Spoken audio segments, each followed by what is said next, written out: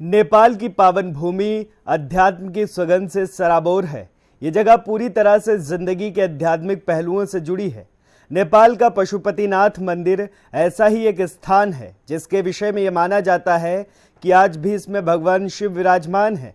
आमतौर पर शिव मंदिरों में एक मुंह वाला शिवलिंग देखा जाता है, लेकिन पशुपतिनाथ मंदिर में विराजमान शिवलिंग एक नहीं बल्कि 3 मुंह वाला शिवलिंग है। क्या आपने कभी सोचा है कि आखिर पशुपतिनाथ मंदिर में स्थित शिवलिंग ऐसा क्यों है? यदि नहीं तो हम आपको इस शिवलिंग के अद्भुत रहस्य के पौराणिक कथा बताते हैं।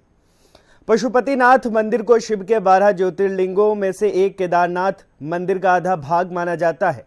यह मंदिर नेपाल की राजधानी काठमांडू से 3 किलोमीटर उत्तर पश्चिम में बागमती नदी के किनारे देवपाटन गांव में स्थित है। इस मंदिर को कुछ मायनों में तमाम मंदिरों में से सबसे प्रमुख माना जाता है।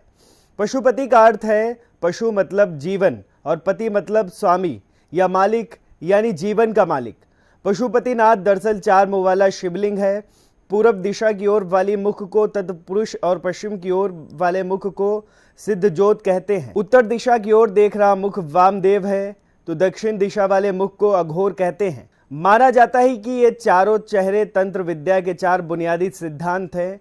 कुछ बुद्धिजीवी ये भी मानते हैं कि चारों वेदों के भी बुनियादी सिद्धांत भी यहीं से निकले थे।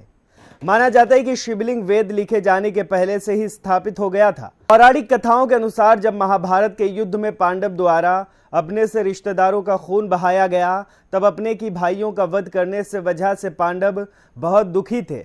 उन्होंने अपने भाई और सगे संबंधियों को मारा था। इसे गोत्र वध कहते हैं। उसे अपनी करनी का पछतावा था, वो इसका निवारण करना चाहते थे। तब भगवान कृष्ण ने पांडवों को इस गोत्र के दोष से मुक्ति के लिए शिव की शरण में जाने को कहा। यह सुनकर पांडव शिव की खोज में निकल पड़े।